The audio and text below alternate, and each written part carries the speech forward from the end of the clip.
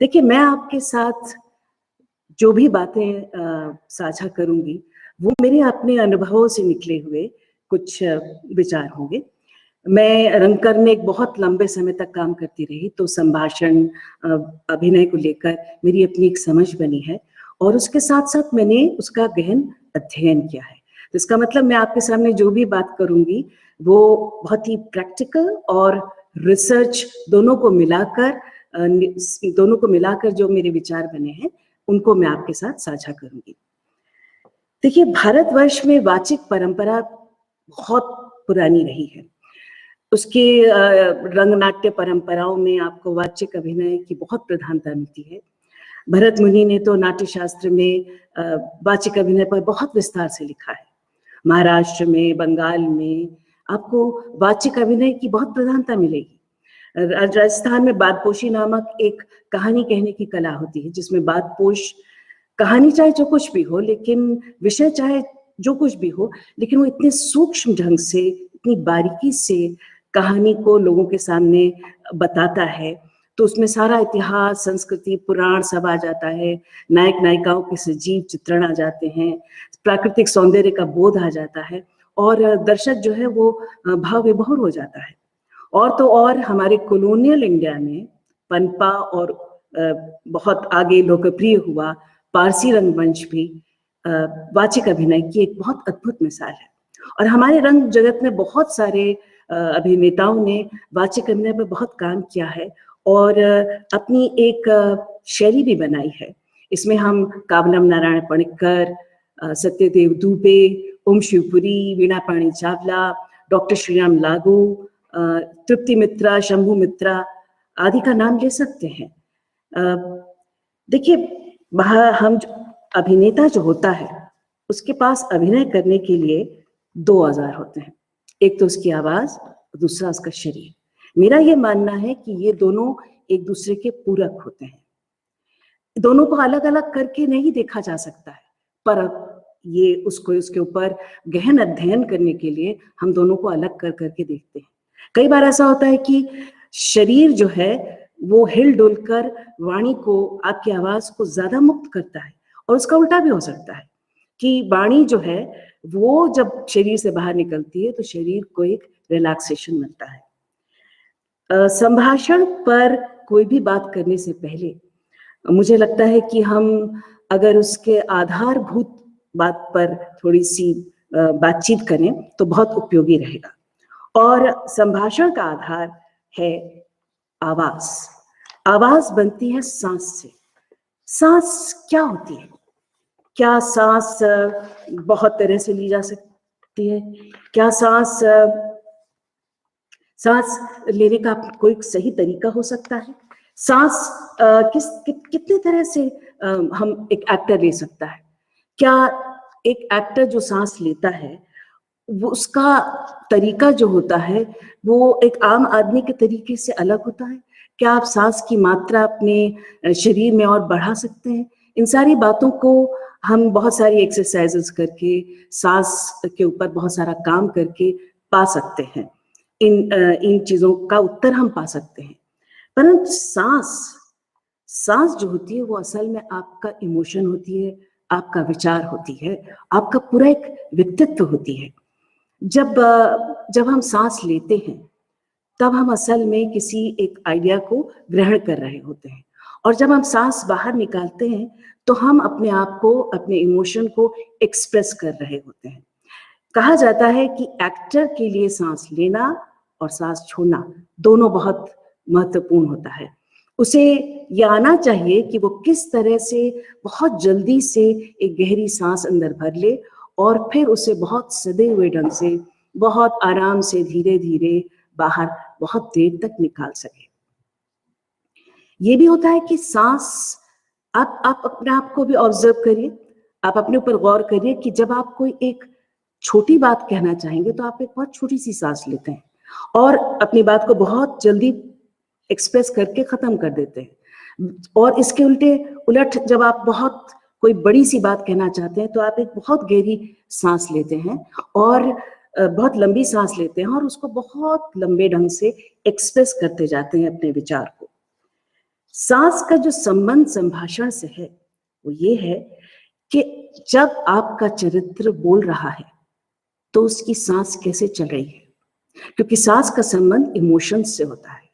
जब हम बहुत डरे हुए होते हैं, या हम जब बहुत घबराए हुए होते हैं, या हम बहुत खुश होते हैं, हम बहुत उत्तेजित होते हैं, हम बहुत एंग्शियस होते हैं किसी चीज को करने के लिए, तब हमारी सांस अलग अलग ढंग से चलने लगती है। तो क्या जब आपका चरित्र इस तरह के इमोशंस को दर्शा रहा है तो क्या उसकी सांस फर्क होगी? उसकी सांस फर्क होगी क्या? और इसका उल्टा भी होता है कि जब सांस के द्वारा भी आप बहुत सारे इमोशंस को पा सकते हैं। आप सांस को बहुत गहरे गहरे भरते हैं, बहुत जल्दी जल्दी बातें करते हैं, तो क्या होता है कि आपके अंदर घबराहट, बहुत परेशानी जैसे भाव धीरे धीरे आने लगते हैं। तो इस तरह से सांस का खेल आपके संभाषण में बहुत काम करता है। यानी कि भावनाएं हमारी सांस को नियंत्रित करती हैं और हम अपनी सांस द्वारा अपनी भावनाओं को भी नियंत्रित कर सकते हैं। जब सांस हमारे नाक से निकलकर हमारे अंदर जाती है, हमारे फेफड़ों में भर जाती है, और जब वो बाहर निकलती है, तो जब वो ऊपर आती है, वापस लौटती है, तो वो हमारे वोकल कॉर्ड से टकराकर एक ध्वनि के रूप में बाहर आती है, और हमारे होंठ, हमारी जीभ, जबड़े, ऊपरी तालू सब मिलकर उसे एक शब्द के रूप में बाहर निकालते हैं। पर जो ध्वनि अंदर पैदा होती है वो होती है हमारी आवाज। आवाज क्या है? आवाज होती क्या है? आप क्या सुनते हैं, कैसे सुनते हैं, और कैसे उस सुनने को आप अपनी जरूरतों के अनुसार, अपने व्यक्तित्व के अनुसार बना लेते हैं, अपनी एक आवाज को। और इन सारी बातों का एक बहुत ही जटिल मिश्रण होती है आपकी आवाज, और इसको बनने में 4 फैक्टर्स बहुत काम आते हैं। सबसे पहला है वातावरण। आप किस वातावरण में पले बढ़े हैं? आप बचपन से अपने माँ बाप की आवाज़ों को सुनते हैं, आप रिश्तेदारों की आवाज़ को सुनते हैं, आप गली मोहल्लों में होने वाली की आवाज़ों को सुनते हैं, आप अपने शहर, अपने गांव, अपने देहात की आवाज़ों को सुनते हैं, और आपकी आवाज़ अचेतन में आपके मन में बनने लगती है, और आपकी आवाज़, आप उन आवाज़ों का अनुसरण करने लगते हैं, और धीरे धीरे आपकी आवाज़ बनने लगती है। लेकिन आप अगर अपना वातावरण बदलते हैं तो आपकी आवाज बदल जाती है। उसी तरह से संभाषण में एक चरित्र जब बोलता है तो वो कहाँ से है? वो कहाँ से है? क्या वो कहीं गांव से आया है और शहर में आया है? तो उसके संभाषण में उसका वातावरण होगा, पूरा वातावरण होगा। दूसरा फैक्टर है सुनना। इससे मेरा मतलब है ध्वनि का बोध, यानी आप कितना बारीकी से किसी एक आवाज को सुनते हैं। आप, कई लोग होते हैं जो कि बहुत अच्छे से आवाजों को सुनते हैं, और कई लोग होते हैं जो बहुत अच्छे से आवाजों को रिप्रोड्यूस करते हैं। कहते हैं कि एक्टर के पास एक तीसरा कान होना चाहिए ताकि वो सारे समय बहुत सारी आवाजों को सुनता रहे और उन्हें अपने संभाषण में इस्तेमाल करता रहे। दूसरा होता है, फिर तीसरी बात है शारीरिक स्फूर्ति, यानी आपका शरीर, आपके शरीर में आपकी मसल्स, आपके जो अंग होते हैं जिनसे आप बात करते हैं, क्या वो उतने कुशल हैं? क्या वो उतनी उनकी एक्सरसाइज हो चुकी है कि आप बहुत अच्छे से अपनी बातों को एक्सप्रेस कर सकें? कई लोग होते हैं जो बहुत जल्दी जल्दी सोचते हैं, तो उनका सोचना और उनकी शारीरिक गति, बोलने की जो शारीरिक गति होती है, उनके बीच में सामंजस्य नहीं बैठ पाता है और वो बहुत अटकते जाते हैं।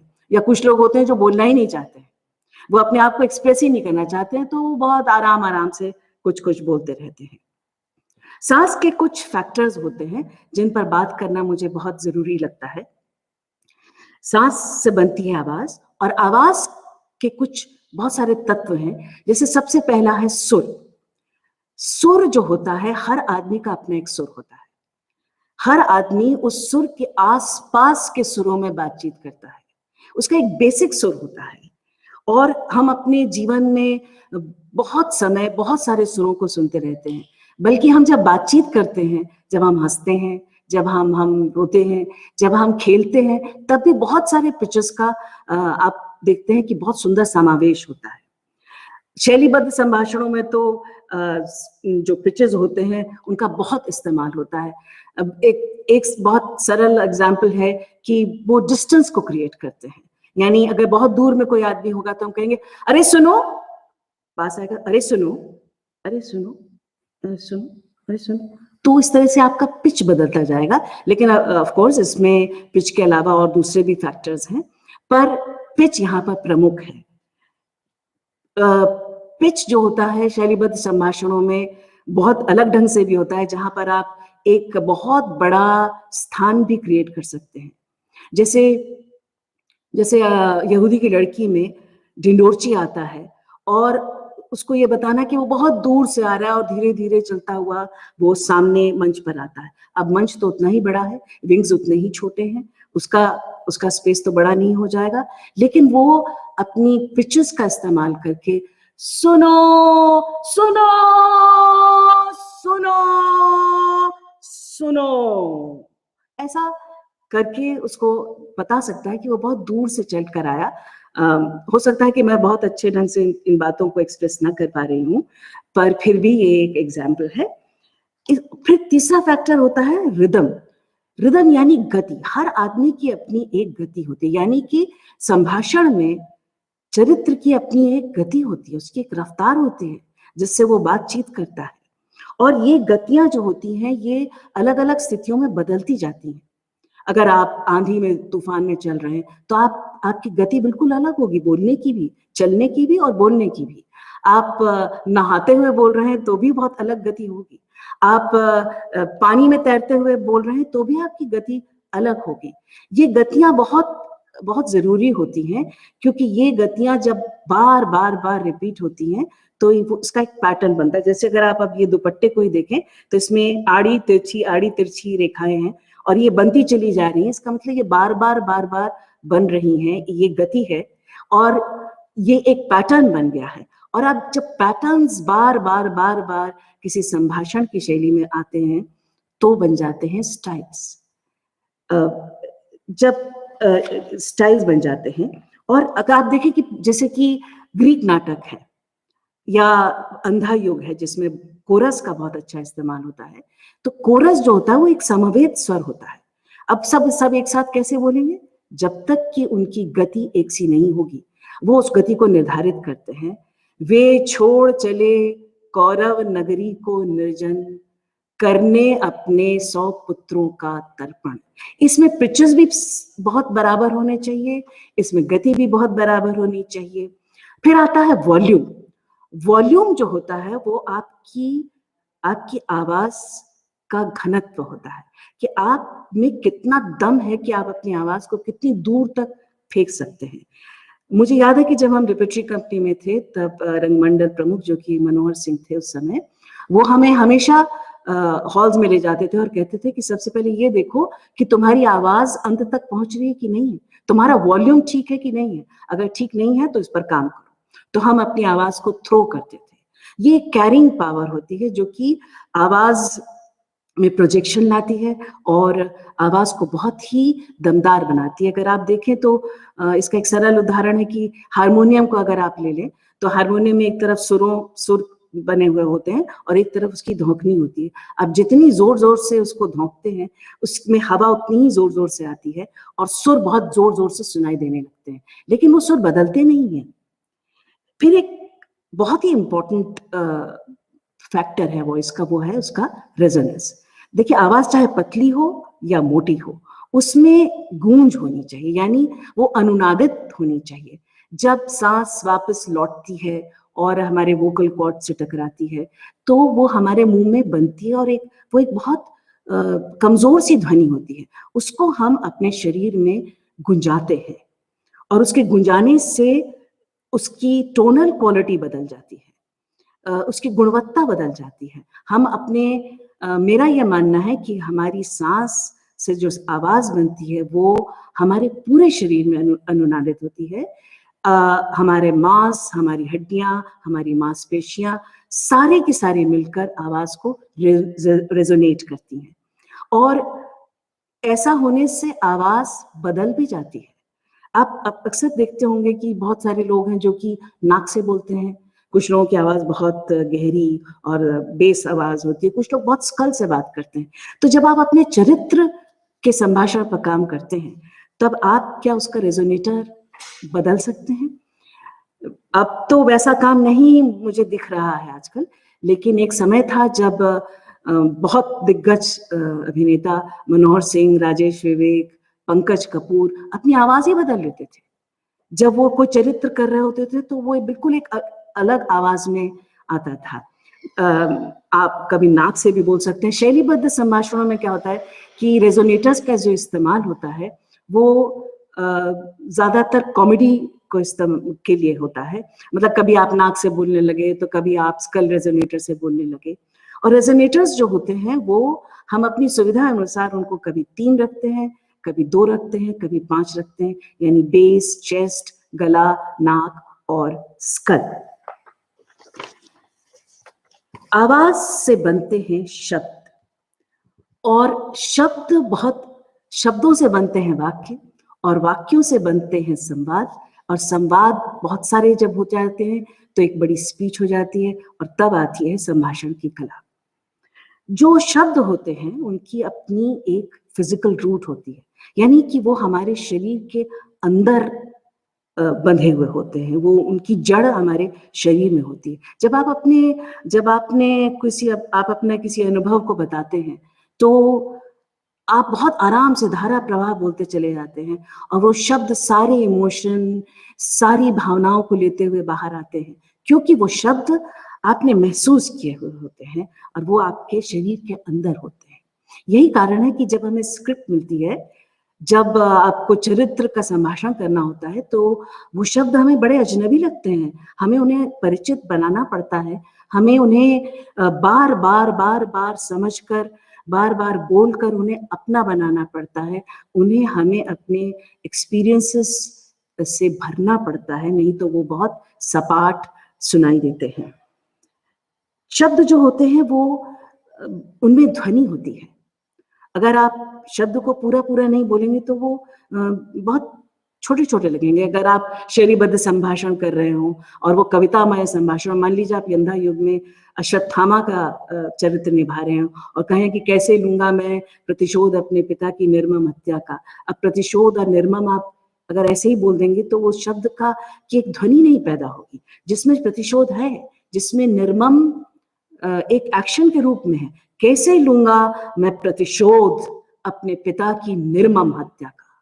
तो शब्द की अपनी एक ध्वनि है, उसका एक अपना चित्र भी होता है कि साफ नीला आसमान और उसमें उड़ते हुए सुंदर पक्षी पंख फड़फड़ाते हुए चले जा रहे थे।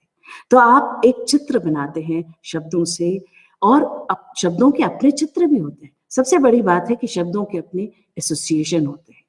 एक शब्द किसी एक चरित्र के लिए एक अलग मायने रखेगा और वही शब्द दूसरे चरित्र के लिए बहुत अलग मायने रखेगा।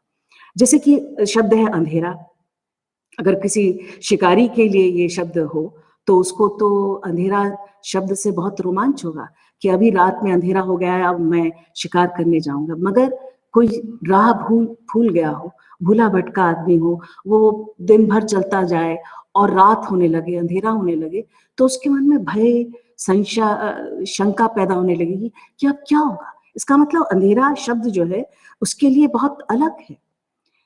फिर कुछ शब्द होते हैं जो बहुत मजेदार होते हैं, वो ध्वनि से ही पैदा हुए होते हैं। मतलब जैसे खटखटाना, बुदबुदाना, खौलना, टपकना, सुबकना, सिसकना, इस तरह के भी शब्दों को अभिनेता के पास इन शब्दों को बोलने की कला होनी चाहिए, तभी वो संभाषण में जब ये शब्द आएंगे तो उनको जागृत कर सकेगा। दूसरी बात ये है कि शब्दों के पास एक बहुत बड़ी ताकत होती है बदलाव लाने की। वो जब शब्द कहते हैं ना कि शब्द की मार बहुत ज्यादा होती है। आप फिजिकल मार को भूल सकते हैं, लेकिन शब्द जो आपको किसी ने अपशब्द कहे तो वो आपको बार सुनाई देते हैं। जब कोई चरित्र एक शब्द बोलता है तो सामने वाले चरित्र के अंदर कुछ घटता है और सिचुएशन वैसी की वैसी नहीं रहती। एक बदलाव आ जाता है। उस चरित्र में ही नहीं, बल्कि जो कह रहा है उस शब्द को, उसके अंदर भी बहुत बदलाव आ जाता है। स्थितियां वैसी की वैसी नहीं रह जाती, यानी कि शब्द स्थितियों को बदल सकते हैं। शब्द अपने आप में पूरा एक संभाषण हो सकते हैं। और मुझे लगता है कि शब्दों को समझने के लिए पोयम को बोलना, कविता को बोलना बहुत अच्छा होता है, क्योंकि कविता में बहुत कम शब्दों में बहुत ज्यादा बोला जाता है। और देखा जाए तो हमारा सारा नाट्य साहित्य काव्य है। शेक्सपियर, संस्कृत नाटक, और भी बहुत सारे शैलियां हैं जिनमें काव्य की बहुत ज्यादा भरमार है। नाटक में हम संभाषण क्यों करते हैं? इसलिए कि हमारा चरित्र बहुत अच्छा बने, उसका एक वाचिक अभिनय पूरा हमको दिखाई दे सके। पर असल में हम क्या कर रहे होते हैं कि हम जो नाटककार ने शब्द लिखे होते हैं उन्हें हम दर्शकों तक अपने संभाषण से पहुंचा रहे होते हैं। हम ये भी कर रहे होते हैं कि निर्देशक ने जो नाटक की पूरी एक व्याख्या की होती है उसको हम अपने संभाषण से लोगों तक पहुंचा रहे होते हैं। और उसमें अभिनेता की भी चरित्र की व्याख्या आती है। चरित्रों को बहुत अलग अलग चरित्रों के जो बहुत सारे इमोशंस होते हैं, तरह तरह की अभिव्यक्तियां होती हैं, उनको दर्शकों तक पहुंचाने के लिए आप संभाषण का इस्तेमाल करते हैं। और सबसे बड़ी बात है कि संभाषण जो है वो नाटक में एक संगीतमय वातावरण पैदा करता है। बिल्कुल उसी तरह से जैसे एक ऑर्केस्ट्रा सिम्फनी बनाता है। ऑर्केस्ट्रा में बहुत तरह के म्यूजिकल इंस्ट्रूमेंट्स यानी कि वाद्य अलग अलग सुरों में, ताल में बजते हैं। उनकी टोनल क्वालिटी, उनके रेजोनेंस बिल्कुल अलग होती है, उनका वॉल्यूम बहुत अलग होता है और उनके सुर बहुत अलग होते हैं। उसी तरह से नाटक में बहुत सारे चरित्र जो होते हैं वो अलग अलग सुरों में बोलते हैं, अलग गतियों में बोलते हैं, उनके रेजोनेंस उनकी अलग होती है। और इस तरह से वो एक संगीतमय वातावरण पैदा करते हैं जो कि दर्शकों को मोह लेता है, जो कि दर्शकों को बांधे रखता है। देखिए, संभाषण जो होते हैं वो बहुत तरह के होते हैं, पर हम अपनी सुविधा के लिए भी यथार्थवादी संभाषण और शैलीबद्ध संभाषण, इन दो चीजों में हम बंटवारा कर सकते हैं। और अभी मैं आपके साथ यथार्थवादी शैली के संभाषण पर कुछ डिटेल्स में बात करना चाहूंगी। यथार्थवादी संभाषण जो होता है, यानी कि किसी नाटक से लिया हुआ कोई संभाषण, वो बंधा हुआ होता है। उसमें उसके चरित्र का आगे होता है, उसने बाद में क्या कहा है, वो अभी क्या कह रहा है, ये बातें सब सम्मिलित होती हैं। इसको बनाने के लिए हम पहले संभाषण को पढ़ते हैं, बार बार पढ़ते हैं और फिर उसकी व्याख्या करते हैं, उसका एनालिसिस करते हैं अपने डायरेक्टर के साथ बैठकर। हम अपना कभी कभी प्लेराइट भी हमारे साथ होता है, तब हम बात करते हैं। पर इसको समझने का एक बहुत तरीका है कि आप 5 W's की टेक्निक इस्तेमाल करें। यानी 5 W's माने who, what, why, when, how. इसको आप 5 क भी कह सकते हैं। कौन, क्या, क्यों, कब और कैसे। वो कौन है, वो चरित्र क्या है, उसकी उम्र क्या है, उसकी आर्थिक सामाजिक स्थिति क्या है, उसका पढ़ने लिखने का बैकग्राउंड क्या है, क्या वो बहुत अनपढ़ है, क्या वो बहुत साहित्यिक है, क्या वो बहुत पढ़ा लिखा है लेकिन बात बिल्कुल बेवकूफों जैसी करता है, उसके पास बहुत सारे शब्दों का भंडार है, क्या वो चाहता क्या है, व्हाट इज हिज डिजायर। देखिए, आप अगर अपना ही एग्जाम्पल ले लें तो आपकी डिजायर ये है कि आप एक अच्छे रंगकर्मी बने, इसलिए आप इस वेबिनार को सुन रहे हैं और अंत में आप बहुत सारे प्रश्न हमसे पूछना चाहते हैं। अब मतलब कि आपकी सारी क्रिया, आपका बोलना, सब कुछ इससे जुड़ा हुआ है, आपकी डिजायर से जुड़ा हुआ है, आपकी इच्छा से जुड़ा हुआ है। तो आप क्यों संभाषण कर रहे हैं? चरित्र जब आप निभाते हैं तब आपको पता होना चाहिए कि मैं ये क्यों बोल रहा हूं और मैं क्या चाहता हूं और मैं कब बोल रहा हूं। कब का मतलब सिर्फ समय से नहीं होता है, कब मतलब कैसी स्थिति में मैं बोल रहा हूं, किन सर्कमस्टांसेस में मैं बात कर रहा हूं और कैसे बोल रहा हूं। कई बार बहुत अलग ढंग से बात करता है, कोई आदमी बहुत अच्छा हो सकता है, लेकिन वो एक स्थिति में बहुत खराब ढंग से बात करता है, वो बहुत अच्छे तरीके से लोगों को नहीं समझता। तो ये जो बातें हैं, ये संभाषण में आती जाती हैं, और ये हमारे संभाषण को एक बहुत विस्तृत उसका एक चित्र बनाती हैं। फिर संभाषण में आता है टेक्स्ट और सब टेक्स्ट। टेक्स्ट का मतलब होता है जो शब्द लिखे हुए हैं, लेकिन उन शब्दों के नीचे जो अनकहा होता है, जो उसका भावार्थ होता है, जिस वजह से, जिस इरादे से चरित्र उन संवादों को बोलता है, वो होता है उसका सब टेक्स्ट। सब टेक्स्ट जो होता है वो आपको बनाना पड़ता है, और सब टेक्स्ट ही असल में एक अभिनेता का कंट्रीब्यूशन होता है, वो उसका एक इंटरप्रिटेशन होता है। जब एक चरित्र जब दूसरे चरित्र से कोई बात कहता है, तब उसके दिमाग में क्या चल रहा होता है, उसका इरादा क्या होता है कि दूसरे चरित्र के अंदर कुछ घटे, कि इसका असर उसके ऊपर क्या हो, कि वो कुछ एक्शन करे। जब वो कुछ उसके बोलने का असर जब दूसरे चरित्र पर पड़ता है और वो कुछ बोलता है या वो कुछ करता है, तब आपका संवाद वर्बल एक्शन बन जाता है। यानी फिजिकल एक्शन अलग होते हैं और ये आपके संभाषण एक वर्बल एक्शन की तरह से काम करते हैं। और अभिनेता जो होते हैं वो अपना सबटेक्स्ट बनाते हैं, और सबटेक्स्ट को बनाने के लिए उन्हें अपनी मोटिवेटिंग डिजायर या उनका नाटककार की व्याख्या, निर्देशक की व्याख्या के साथ चलना होता है। वो उससे अलग हटकर कुछ उसका इंटरप्रिटेशन नहीं कर सकते हैं। और ये सबटेक्स्ट ही है जो एक्टर को हमेशा बताता रहता है, हमेशा अपने दिमाग में रखता है अपने डायलॉग बोलते समय। यानी जब आप संभाषण करते हैं तब सबटेक्स्ट ही आपको प्रेरित करता है कि आप वो वाक्य बोलें। 2007 में मुझे लंदन में ग्लोब थिएटर देखने का अवसर मिला था, और वहां ये सुविधा थी कि आप एक सिक्का डालिए और बहुत दिग्गज अभिनेताओं की आवाज में शेक्सपियर की बहुत सारी स्पीचेस सुनिए। यानी हैमलेट की स्पीच टू बी और नॉट टू बी आप पीटर ओटूटल की आवाज में सुनते हैं, सर एंथनी हॉपकिंस की आवाज में सुनते हैं। इसके पीछे ये उद्देश्य है कि एक अभिनेता एक संभाषण को क्या रूप देता है, उसके भीतर वो क्या भावार्थ निकालता है। तो हर अभिनेता बिल्कुल अलग अलग ढंग से उस स्पीच को बोलता है। सबटेक्स्ट को अगर हम समझना चाहें तो हम एक उदाहरण ले सकते हैं। ये दोनों बहुत स्वतंत्र पंक्तियां हैं कि कितना बजा है, अभी 9:30 बजे है।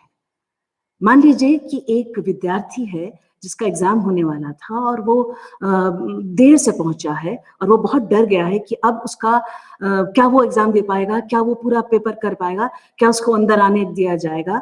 तो वो इस तरीके से पूछता है कि कितना बजा है। और जो सुनने वाला चरित्र है वो बहुत अच्छा चरित्र है और वो कहता है कि घबराओ मत, तुम अभी बहुत समय है, तुम अपना पेपर पूरा कर सकते हो, इसके लिए तुम डरो मत। तो आप इसको कैसे कहेंगे कि क्या बजा है? तो दूसरा कहेगा अभी अभी सिर्फ 9:30 बजे है। या आप सबटेक्स्ट के बारे में एक और एक्सरसाइज कर सकते हैं, जैसे आप कहें मत जाओ। मत जाओ आप इस तरीके से कह रहे हैं, उसका भावार्थ ये है कि प्लीज मैं तुम्हें बहुत प्यार करती हूँ, मैं तुम्हारे बिना मर जाऊंगी, अगर तुम चले जाओगे तो मेरा क्या होगा। तो आप पहले टेक्स्ट कहिए मत जाओ, मत जाओ, फिर आप सब टेक्स्ट कहिए कि प्लीज तुम मत जाओ, तुम चले जाओगे तो मैं तुम्हारे बिना जिंदा नहीं रह पाऊंगी, मैं मर जाऊंगी। तो आप और फिर इसके बाद आप उस पंक्ति को बोलिए मत जाओ।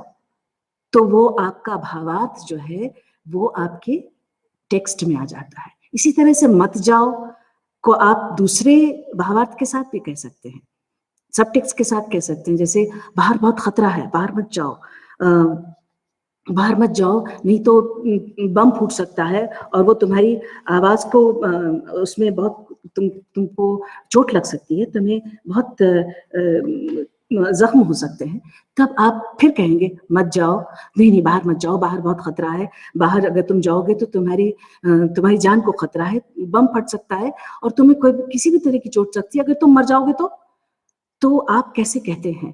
पहले आप मत जाओ कहेंगे, फिर आप उसका भावार्थ कहेंगे और फिर आप दोनों को मिलाकर बोलेंगे मत जाओ, मत जाओ, मत जाओ।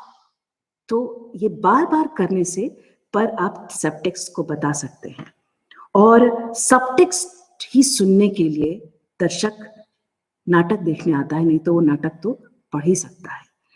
और एक ज़माना था जब एक्टर्स को देखने के लिए लोग आया करते थे और वो ये देखना चाहते थे कि ये एक्टर इस चरित्र को किस तरह से बोलता है, इस चरित्र का संभाषण कैसे करता है। अब इसके अलावा और भी बातें हैं, जैसे कि आपका क्या रिलेशनशिप है, आप क्या जिस चरित्र से बात कर रहे हैं वो बहुत आत्मीय है आपका, या आपका बहुत फॉर्मल रिलेशनशिप है उससे, या आप उसे बहुत नापसंद करते हैं, या वो आपका नौकर है और वो नौकर है लेकिन आप उसको बहुत प्यार से रखते हैं। आप अपनी पत्नी से बात कर रहे हैं, आप अपने बच्चे से बात कर रहे हैं, इस तरह से बहुत सारे संबंध होते हैं। तो संबंधों पर बहुत कुछ डिपेंड करता है और ये संबंध बहुत कॉम्प्लिकेटेड भी हो सकते हैं, यानी कि वो जटिल हो सकते हैं, वो संबंध बदलते रहते हैं। उसी तरह से चरित्र का संभाषण भी बार-बार बदलता रहता है और एक अभिनेता को अपने संभाषण में ये बदलाव ढूँढने होते हैं। तब उसका चरित्र जब बातचीत करता है तो वो अलग-अलग ढंग से बात करता है और उसमें बहुत सारे उतार-चढ़ाव आते हैं। इस तरह का कॉम्प्लिकेटेड चरित्र रिलेशनशिप रखने वाला एक एग्जाम्पल हम दे सकते हैं ओथेलो से। ओथेलो में यागो जो है वो ओथेलो से बहुत जलता है, बहुत ईर्ष्या करता है, पर बनता वो उसका दोस्त है और उसके मन में वो बहुत सारी शंकाएं पैदा करता रहता है। तो जो यागो का चरित्र निभा रहा होगा वो उन शब्दों को कैसे बोलेगा, अपने संभाषण के शब्दों को कैसे बोलेगा कि लगे तो दोस्त, लगे तो रिलेशनशिप दोस्ताना, लेकिन है उसके मन में ईर्ष्या है। और इसके लिए अभिनेता को अपने संभाषण में उन वाक्यों को, उन शब्दों को ढूंढना पड़ता है जो इस तरह की भाव को उभारते हैं, यानी कि वो उन शब्दों का ज्यादा अच्छा इस्तेमाल करता है ताकि इस तरीके के भाव सामने आ सके। दूसरा आपका एटीट्यूड होता है, आप बहुत अक्खड़ हैं, आप बहुत निर्दयी हैं, आप बहुत क्रूर हैं, या आप बहुत ही सेंसिटिव हैं, आप किसी गरीब को देखकर आपका दिल बहुत जल्दी पसीज जाता है, उसकी तकलीफ को देखकर आपका मन द्रवित हो जाता है, तो आपके संभाषण में भी वो चीजें आएंगी और वो बात करते करते करते करते बदलाव आएगा। आप एक नाटक है चेरी ऑर्चर्ड। चेरी ऑर्चर्ड एक न्यू रिच क्लास के बारे में है, जिसमें एक संभ्रांत परिवार है और उसमें एक कैरेक्टर है रानिस्काया, जिसके पास एक चेरी का बगीचा है और उस चेरी के बगीचे को उसके घर में काम करने वाला एक व्यक्ति लोपाखिन खरीदना चाहता है, पर वो रानिस्काया के सामने बहुत ठीक से बात नहीं कर पाता, क्योंकि है तो वो उसका नौकर ही, उसके पास बहुत ज्यादा पैसे आने लगे हैं लेकिन उसका स्टेटस बहुत नीचा है। लेकिन जब वो बगीचा खरीद लेता है तो वो शराब पीकर आता है और उस शराब के नशे में वो कहता है, हाँ मैंने वो बगीचा खरीद लिया है, मैं अब उसका मालिक हूं। यानी कि एक उसका एटीट्यूड बदलता है और उसमें कारक होता है शराब पीना। आपका जो संभाषण होता है, आप उसको कैसे शुरू करते हैं, उसकी इमोशनल मूड इंटेंसिटी क्या होती है, आपके संभाषण का प्लेसमेंट क्या है, क्या वो नाटक के बिल्कुल शुरू में रखा हुआ है या बीच में है या बिल्कुल बाद में है। अगर बहुत शुरू में है तो हो सकता है कि वो उसके बोलने में वो चरित्र के बारे में उसका इंट्रोडक्शन दे रहा हो, उसके कैसे रिलेशनशिप्स बनते हैं लोगों से, उनके इस बारे में बात कर रहा हो, लेकिन उसकी भावनाओं का जो एक ज्वार होता है, जो आउटबर्स्ट होता है, उसके लिए वो कुछ क्षणों को बचा कर रखता है। हो सकता है कि नाटक के बीच में एक ऐसी कोई स्पीच हो जहाँ पर उसका आउटबर्स्ट आए, तो वो उस आउटबर्स्ट को उतने ज्यादा उत्तेजित ढंग से अपने संभाषण को तब बोलता है, ना कि बिल्कुल शुरुआत में बोलता है। धीरे धीरे संभाषण में उसकी चारित्रिक विशेषताएं आती जाती हैं। इन सारी समझ के साथ जब आप नाटक को बहुत अच्छे से एनालाइज कर लेते हैं, उसका एक सब टेक्स्ट बना लेते हैं, उसकी उम्र, उस अपने चरित्र की उम्र, वो कौन है, वो क्या चाहता है, सब कुछ जान लेते हैं, तब आप अपने आप भी अपनी स्पीच पर काम करते हैं। और उसका एक तरीका होता है कि आप एक रिटन स्क्रिप्ट लेते हैं और फिर आप उसको पढ़ते हैं, और उस स्पीच में बहुत सारे विचार होते हैं। तो जब विचार बदलता है तो आप उसको बदल कर दूसरे यूनिट में बदल देते हैं, यानी आप स्पीच को बहुत सारे यूनिट्स में डिवाइड करते हैं, बहुत सारे टुकड़ों में डिवाइड करते हैं। एक बहुत मोटा सा कैसा इसका मोटा एक मोटे तौर पर इसका एग्जाम्पल दें तो समझिए कि जब आप एक कोई एप्लीकेशन लिखते हैं तो आप लिखते हैं टू द प्रिंसिपल, और सब्जेक्ट लिखते हैं लीव, और फिर लिखते हैं कि डियर सर, मैं छुट्टी लेना चाहता हूँ, मुझे इतने दिनों की छुट्टी दे दीजिए, छुट्टी देना बहुत मुश्किल है पर आपको छुट्टी देनी पड़ेगी क्योंकि मेरी माँ बहुत बीमार है और मुझे उनकी देखभाल करनी है।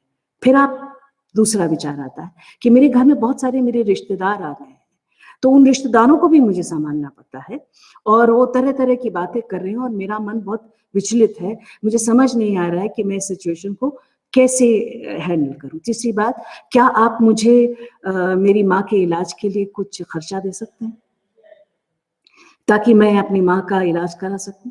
फिर आप फिर से पैरा बदलते हैं और लिखते हैं कि मैं इतने दिनों तक छुट्टी पर रहूंगा और आप मुझे इन टेलीफोन नंबर्स पर कांटेक्ट कर सकते हैं। तो इस तरह से आप पैरा बदलते हैं, विचार के साथ आपके पैराग्राफ्स बदलते जाते हैं। तो एक्टर जो होता है वो संभाषण पर, एक रिटन स्क्रिप्ट पर इस तरह से काम करता है कि वो उसको यूनिट्स में डिवाइड करता है, फिर उसमें वो ढूंढता है कि कौन से बहुत महत्वपूर्ण शब्द हैं जिनको अगर आप रेखांकित करेंगे तो बहुत अच्छा मतलब निकल कर आएगा उन वाक्यों का। जब आप शब्दों को रेखांकित करते हैं तो उसको भी रेखांकित करने के बहुत सारे तरीके होते हैं, जिसमें एक तरीका होता है कि आप शब्द को घात करते हैं। मैं वहां जाऊंगा, मान लीजिए ये वाक्य है, और आप कहें मैं वहां जाऊंगा, मैं वहां जाऊंगा, मैं वहां जाऊंगा। पर आप इस रेखांकन को आप अलग ढंग से भी बोल सकते हैं। आप इस बात को रिपीट कर सकते हैं, उस शब्द को बार बार रिपीट करते हैं। जैसे मैं कल वहां जाऊंगा, मतलब मैं बहुत ज्यादा बार बार आने से बहुत रेखांकित हो गया। मैं कल वहां जाऊंगा, मैं कल मैं वहां जाऊंगा, यानी कि मैं कल वहां जाऊंगा, मैं कल जाऊंगा, हाँ जाऊंगा, मैं कल जाऊंगा, यानी कि आपने बार बार उस शब्द को रिपीट किया, इससे वो हाईलाइट हो गया। फिर आप उसको बहुत सारी तरीकों से भी घात कर सकते हैं उसके ऊपर, कि आप उसमें हंसने का, आप उसमें रोने का टच डाल सकते हैं। जैसे मैं कल जाऊंगा, मैं कल जाऊंगा तो बहुत मजा आएगा, मतलब इसका सब टेक्स्ट है। यानी कि जब आप हंसी या आप रोने का इस्तेमाल करते हैं तब आपको उसको बहुत तार्किक ढंग से करना होता है। आप बिना कुछ सोचे समझे उसमें बीच में हंस दिए और आपने एक शब्द को रेखांकित कर दिया, तो वो ठीक नहीं होता। कई बार ऐसी भी स्पीचेस होती हैं जिनमें बहुत सारे शब्द होते हैं, और उन बहुत सारे शब्दों में से कौन सा शब्द है जिसको हम रेखांकित करें। जैसे कि खामोश अदालत जारी है, एक बहुत प्रसिद्ध नाटक है, विजय तेंदुलकर जी का लिखा हुआ है, जिसमें एक असफल वकील है, जब उसको मौका मिल जाता है तब वो एक स्त्री को, जो कि उसको बिल्कुल भी भाव नहीं देती है, और उस स्त्री को कटघरे में खड़ा करके उसके एक सरकारी वकील की तरह उस पर इल्जाम लगाते हुए कहता है, मिलॉर्ड, अभियुक्त मिस लीला बेड़ारे के ऊपर पाए गए अभियोग का स्वरूप महाभयंकर है। कटघरे में खड़ी हुई इस स्त्री ने स्वर्ग से भी अधिक पवित्र मातृत्व को अपने कुकर्मों से कलंकित किया। देखिए कितने सारे शब्द हैं। स्वर्ग से भी अधिक पवित्र मातृत्व को अपने कुकर्मों से कलंकित किया है। अब ये किस तरह का संभाषण है? इसमें आपको देखना पड़ेगा कि आप किस शब्द को रेखांकित करें। हो सकता है कि बहुत सारे शब्दों को आप रेखांकित करें, यानी एक शब्द होता है जो बहुत ज्यादा इंपॉर्टेंट होता है, कुछ दूसरे शब्द होते हैं जो कम इंपॉर्टेंट होते हैं, और बहुत सारे शब्द होते हैं, कई बार आप घात करते ही चले जाते हैं, शब्दों पर बार बार बोलते जाते हैं। जैसे कि इसी नाटक में एक शुरुआत में स्पीच है, सामंत नाम का कैरेक्टर कहता है, अरे अरे अरे ये सब बहुत पुराना है ना, इसलिए ऐसा होता है, और अगर आपने कड़ी खींच ली तो क्या होगा आप जानती हैं, अंदर से दरवाजा बंद और बाहर से कड़ी। तो इस तरह से एक ऑपोजिट वर्ड्स भी होते हैं कि अंदर से दरवाजा बंद और बाहर से कड़ी, यानी कि बहुत सारे ऑपोजिट शब्द भी होते हैं जिनको आपको खेलना पड़ता है। और आप इन सबको जब खेलते हैं वो आप चरित्र के सबटेक्स्ट के अनुसार खेलते हैं, आप क्या कह रहे हैं इसके अनुसार शब्दों का चयन करते हैं। और ये भी बहुत दिलचस्प बात है कि हर अभिनेता अपने यूनिट्स को अलग अलग ढंग से डिवाइड करता है। उसके लिए वही शब्द महत्वपूर्ण नहीं होता है जो दूसरे अभिनेता के लिए होता है, लेकिन जब आप चरित्र में एक संभाषण कर रहे होते हैं तो आप उस शब्द को बहुत हाईलाइट करते हैं ताकि उससे मीनिंग निकले। फिर इसमें बहुत सारे ट्रांजिशनल पॉइंट्स होते हैं, यानी कि जो आपके भाव होते हैं वो एक भाव से बदलकर दूसरे भाव में आते हैं और वो आपकी स्पीच में होते हैं। कहा जाता है कि एक्टर की खूबी इस बात में मानी जाती है कि वो एक इमोशन से दूसरे इमोशन में कितने सुंदर ढंग से जाता है, कि उसमें कितना बदलाव आता है और वो उसको कितनी स्मूथली ले जाता है। तो उस तरह के ट्रांजिशनल पॉइंट्स होते हैं और ये ट्रांजिशनल पॉइंट्स अभिनेता पर डिपेंड कर सकते हैं कि वो किस तरीके से उन ट्रांजिशनल पॉइंट्स को देखता है। कुछ पंच लाइन्स होती हैं, मतलब बहुत इंपॉर्टेंट लाइन्स होती हैं जो कि चरित्र की विशेषताओं को बताती हैं, चरित्र को के बारे में हमको इंफॉर्मेशन देती हैं, चरित्र को हमारे सामने बिल्कुल उसका चित्र हमारे सामने बता देती हैं। तो वो पंच लाइन्स आपको अपने संभाषण में ढूंढनी होती हैं कि इस चरित्र के अनुसार संभाषण में किस तरीके से ये पंच लाइन बन सकती है। फिर आप सारे शब्दों को, सारे वाक्यों को एक सांस में नहीं कहते हैं, आप कभी रुकते भी हैं, आपकी सांस खत्म हो जाती है, पर एक बहुत बड़ा अगर आपके मन में विचार आता है तो आप उसको एक सांस में कहते जाते हैं।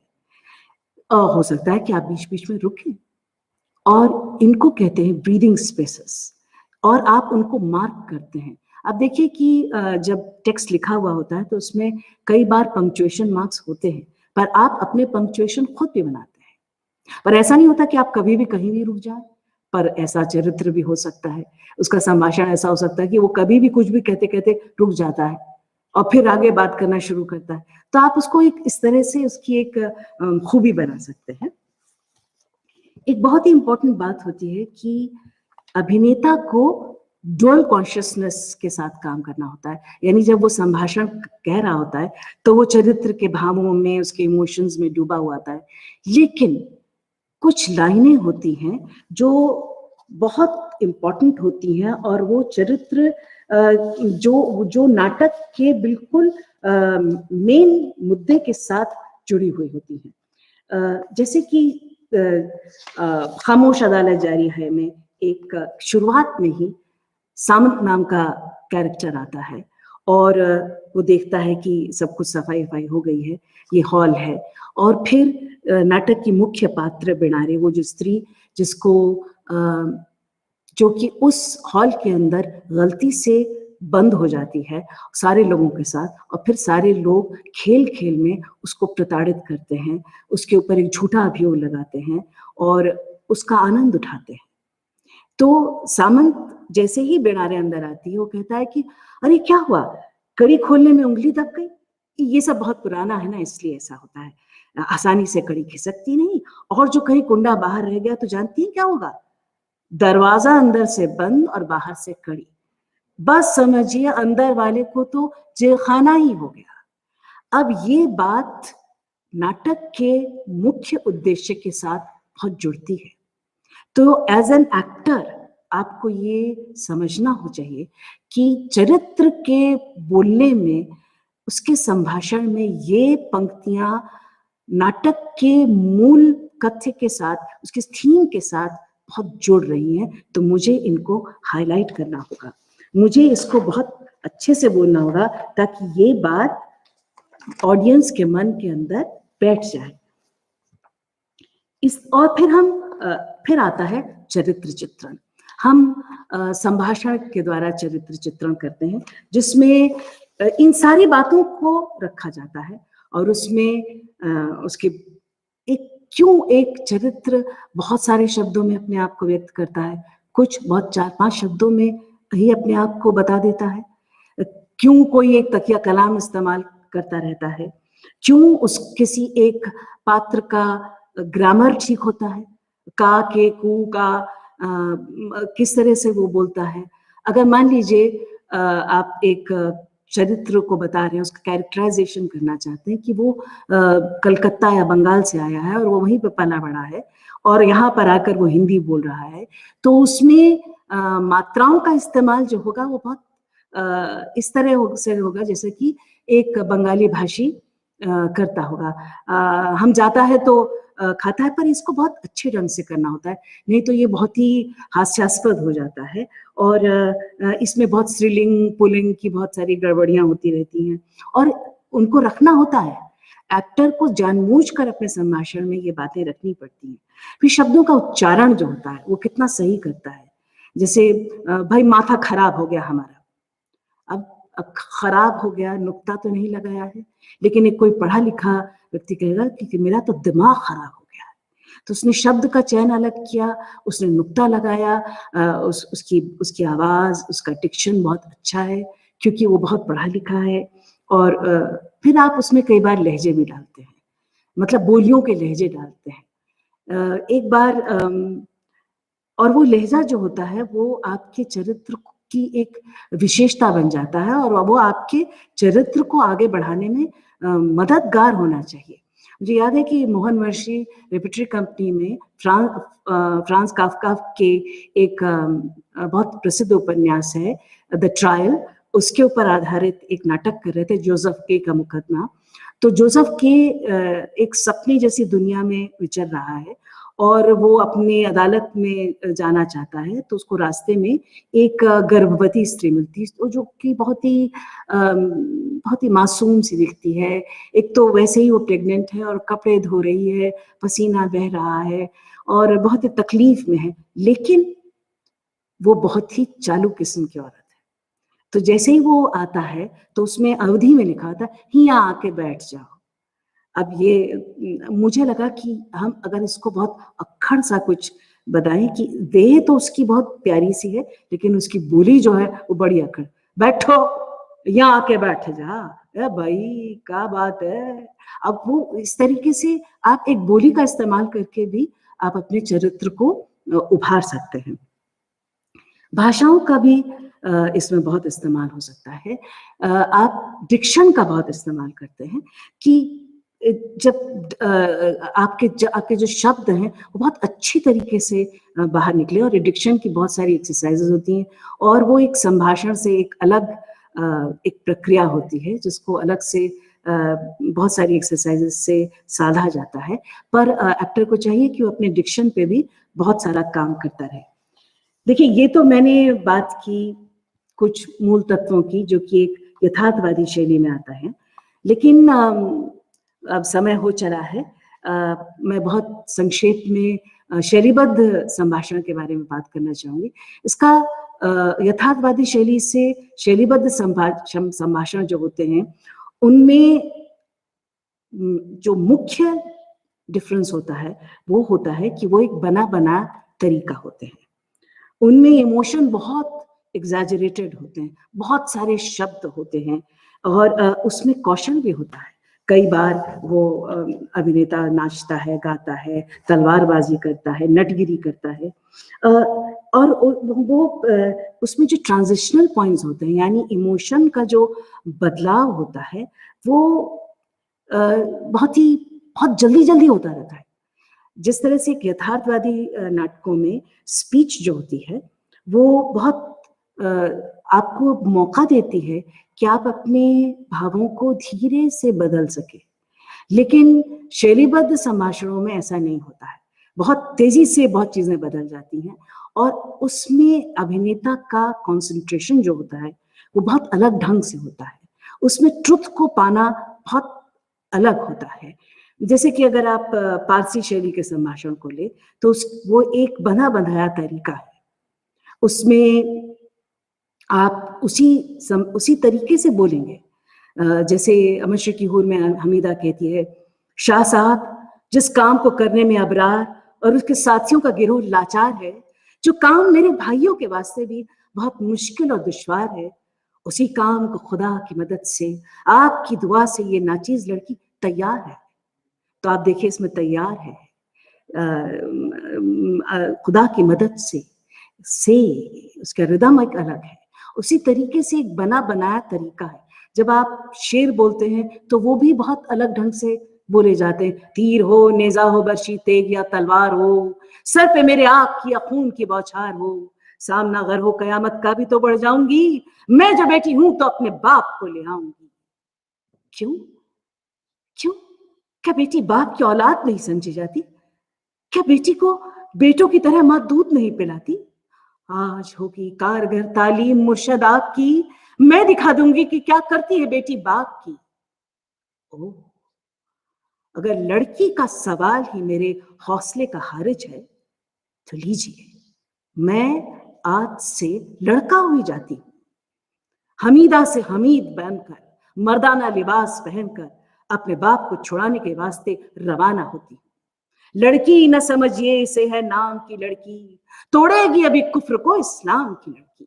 नहीं नहीं, मैं अकेली ही जाऊंगी, अब नहीं कुछ डर कज़ा की तेग के भी वार का, जागता जादू है मेरे पास इस तलवार का, करके वो चली जाती।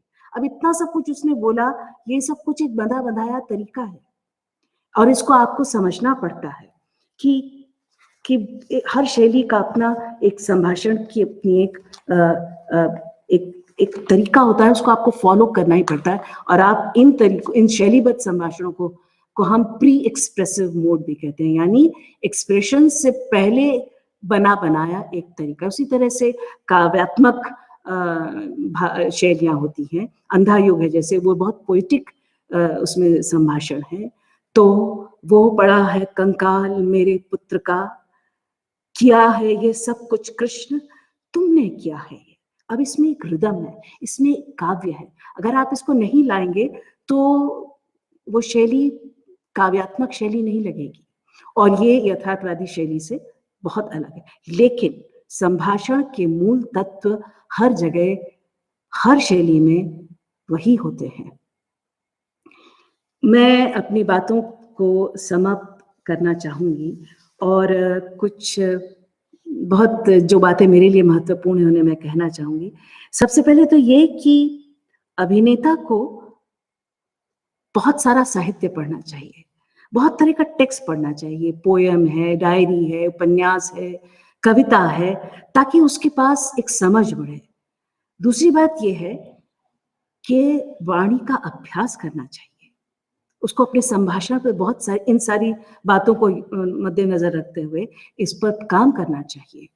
आप देखिए कथक का जो कलाकार होता है वो रोज तत्कार करता है, गायक जो होता है वो रोज रियाज करता है, लेकिन अभिनेता आवाज का रियाज करने में कतरा जाता है। वो आंगिक अभिनय आंगिक रूप से तो अपने आप को चला फिरा लेता है, लेकिन बोलने का अभ्यास, आवाज का अभ्यास, सांस की बहुत सारी एक्सरसाइजेस करने में वो थोड़ा सा कामचोरी करता है।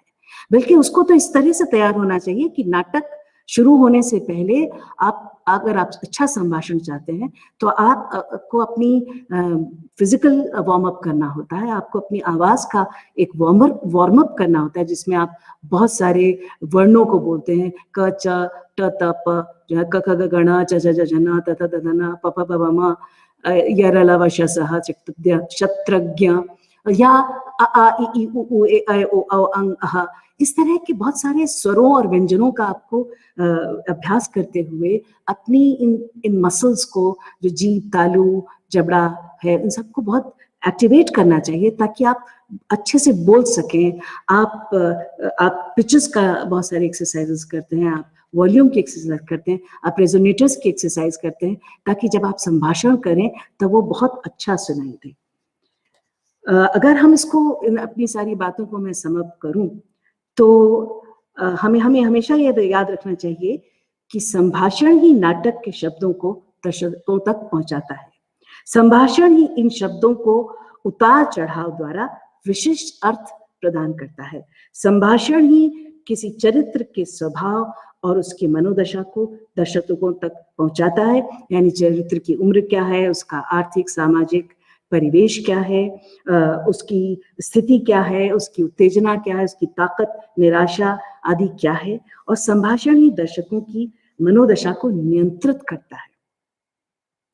ठीक वैसे ही जैसे कि संगीत दर्शकों की मनोदशा को नियंत्रित करता है, और संभाषण ही संवादों को बहुत सारी विविधता प्रदान करता है। और अंत में मैं संभाषण के महत्व पर जोर देते हुए मैं अपनी बात भरत मुनि के इन शब्दों के साथ खत्म करना चाहूंगी कि अभिनेता को वाक के विषय में, वाक का मतलब है वाणी, वाक्य, बोलने की इंद्रियां। मैं फिर से भरत मुनि जी के शब्दों को दोहराती हूँ। अभिनेता को वाक के विषय में प्रयत्न करना चाहिए, क्योंकि ये वाक नाट्य का शरीर कही गई है, आंगिक, सात्विक और आहार्य। ये वाक्यार्थ यानी कि रस, ये वाक्यार्थ को व्यंजित करते हैं। सारे शास्त्र वाक से व्याप्त और वाक से निर्मित हैं, इसलिए वाक से परे कुछ भी नहीं है। वाक ही सबका कारण है। छंद से रहित शब्द नहीं और शब्द से रहित छंद नहीं। इस प्रकार इन दोनों का संयोग नाट्य को चमका देता है। इसी के साथ मैं अपनी बात को यहीं पे समाप्त करती हूँ। और क्या कुछ प्रश्न हैं जो मुझसे लोग पूछना चाहेंगे?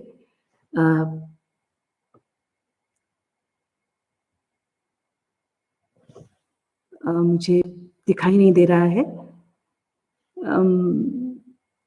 Difference between pitch and volume. देखिए, मैंने आपको बताया था कि पिचेस जो होते हैं वो सुर होते हैं। वो एक सुर आप पकड़ लेते हैं, पर आप उसी सुर को बहुत ज्यादा ताकत देते हैं तो वो ज्यादा दूर तक सुनाई देने लगता है। तो पिच जो होता है वो एक सुर होता है, और जो पिचेस जो होते हैं वो हमारे पूरे शरीर में बंधे हुए होते हैं। जैसे अगर आप योग में ओम का उच्चारण करते हैं तो आप नीचे से शुरू करके ऊपर तक जाते हैं, तो एक तरह से पिचेस का एक श्रृंखला आपको सुनाई देती है। पर ओम यानी वो स्कल तक चली गई, और पर इसमें ही आप जोर दें, आप उसको जोर से बोलें, उसको पूरी ताकत से, उसमें दम लगाएं, तब आपकी ब्रेथ कितना ज्यादा ताकत से चीजों को लोगों तक पहुंचा सकती है। वो होता है volume. How to add emotions in voice. मैंने आपसे बात की थी कि आप अपने आप को आप ऑब्जर्व करिए, बाहर जो लोग होते हैं, कि जब वो बहुत नर्वस होते हैं तब उनकी सांस किस तरह से चल रही होती है। वो थरथरा रही होती है, उनके जो बोलने का तरीका है वो उसमें कंपन होता है, वो उनका गला सूखने लगता है क्योंकि सांस पूरी नहीं आ रही होती है।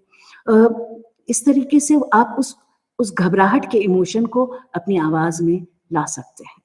आप अपनी सांस के द्वारा आवाज में इमोशन ला सकते हैं। आप अगर बहुत जोर जोर से बोलें, आप बहुत जोर जोर से सांस को लें,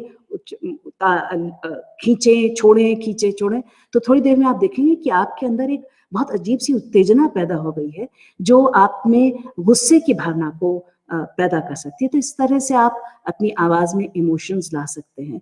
और इसके लिए आप बहुत सारे लोगों को ऑब्जर्व करते हैं, आप अपनी कल्पना से भी उसमें इमोशंस को लाने की कोशिश करते हैं कि इस समय मेरी आवाज में किस तरीके से का इमोशन, या आप किसी भी एक संभाषण को ले लें और उसे बहुत सारे इमोशंस में बोलें।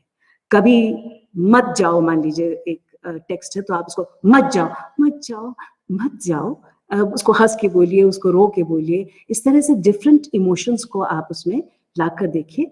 आप क्या उस पर कंट्रोल पा सकते हैं? क्या आप वो बता सकते हैं? Exercises for speech practice on a daily basis please. देखिए, ये एक बहुत ही बड़ी प्रक्रिया है एक्सरसाइजेस पर बात करना, और बहुत सारी एक्सरसाइजेस होती हैं, और आवाज और संभाषण के ऊपर बहुत सारे देश विदेश में काम हुआ है। सिसली बेरी नाम की एक वॉइस डायरेक्टर थी जो कि रॉयल शेक्सपियर कंपनी में कम से कम 30-40 साल तक वॉइस डायरेक्टर रही, और जिन्होंने पीटर ब्रुक जब महाभारत की थी तो उनके अभिनेताओं को जाकर वॉइस की एक्सरसाइजेस कराई थी। तो आप उन किताबों को पढ़ सकते हैं, उनमें बहुत सारी एक्सरसाइजेस लिखी हुई हैं, जैसे कि actor and his voice by Cicely Berry, actor and his text by Cicely Berry. एक और किताब है क्रिस्टन लिंकलेटर की, और लिंकलेटर की एक पूरी टेक्निक है कि आप किस तरह से आवाज को पैदा करते हैं। तो फ्रीइंग द नेचुरल वॉइस, ये एक किताब है। अफसोस है कि बहुत सारी किताबें हिंदी में नहीं है। सिर्फ एकमात्र किताब है बोलने की कला, जो कि डॉक्टर भानुशंकर मेहता ने बहुत पहले लिखी हुई है। हम कोशिश करेंगे कि हम वॉइस और स्पीच पर अपने विचारों को एक किताब के रूप में सामने ला सकें। Ma'am, can you please suggest some popular poems, speeches, play, famous dialogues, monologues, performances of any actor, actresses, both in English and Hindi, for practicing different types of speech? मुझे लगता है कि इस समय तो आपके पास बहुत बड़ा माध्यम है कि आप अगर YouTube पे जाएं तो आपको बहुत अच्छे अभिनेताओं की, विदेशी अभिनेताओं के स्पीचेस आप सुन सकते हैं। आप अच्छे नाटकों को ले लें और उसमें बड़ी स्पीचेस चुन लें। आधे अधूरे है, खामोश अदालत जारी है, किंग लियर है, हैमलेट है, ओथेलो है। उनमें उनकी स्पीचेस लीजिए कि किस तरीके से वो स्पीचेस किस मनोदशा में ली गई हैं, किस तरीके से उसका इमोशनल मूड इंटेंसिटी से उसको शुरू किया जाए। मैम प्लीज बताइए कि रेजोनेटर्स की एक्सरसाइज कैसे करें। ये तो आपने बहुत ही महत्वपूर्ण पर बहुत ही मुश्किल सवाल पूछा है, क्योंकि रेजोनेटर्स पर काम करना सारी जिंदगी भर काम करना पड़ता है। बहुत सारे रेजोनेटर का एक एक्सरसाइज मैं आपको बता सकती हूँ जो आप शुरुआत के लिए कर सकते हैं कि आप गूंज हमिंग करें। हमिंग जैसे होती है ना, तो आप ये सोचिए कि आप स्कल से एक्सरसाइज कर रहे हैं और आप स्कल से हमिंग कर,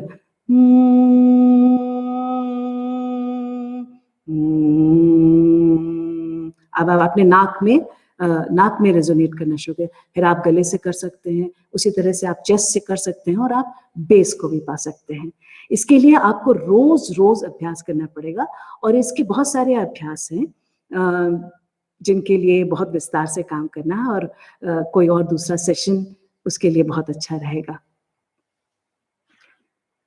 What all the course you can suggest for voice modulation to improve tonal quality and diction?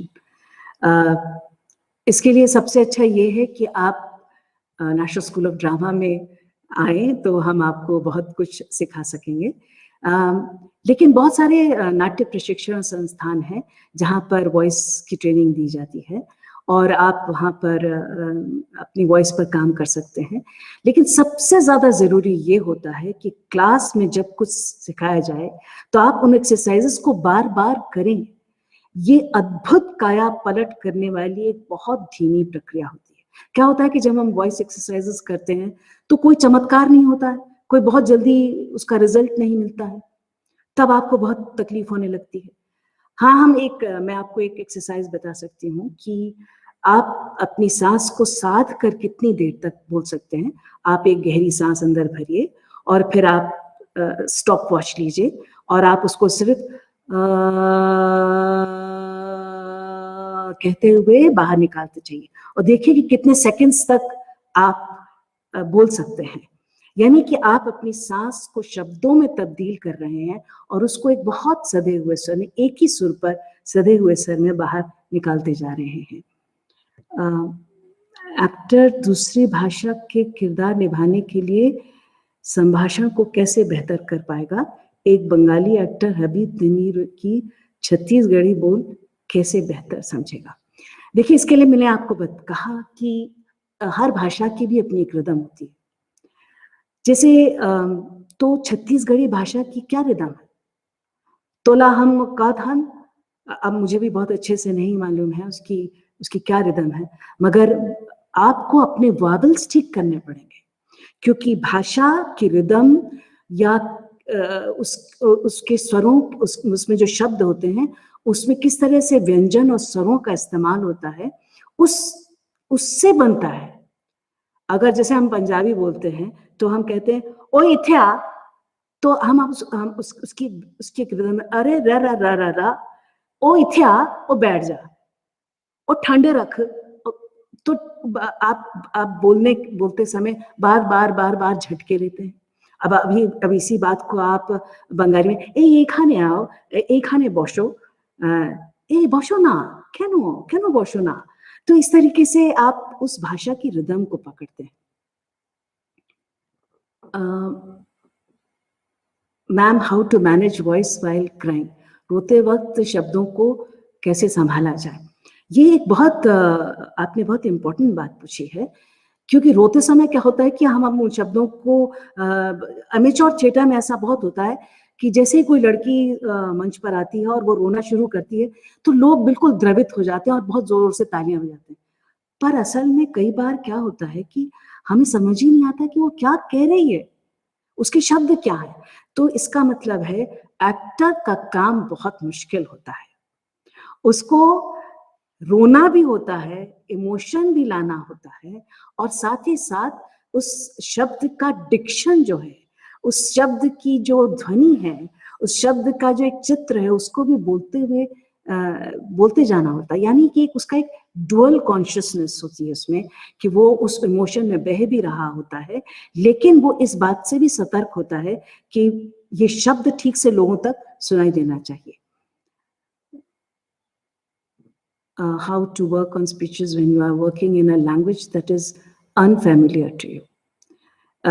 ये मैंने अभी इसी के बारे में बात की थी कि आपको उसकी भाषा की रिदम को पहले पकड़ना चाहिए।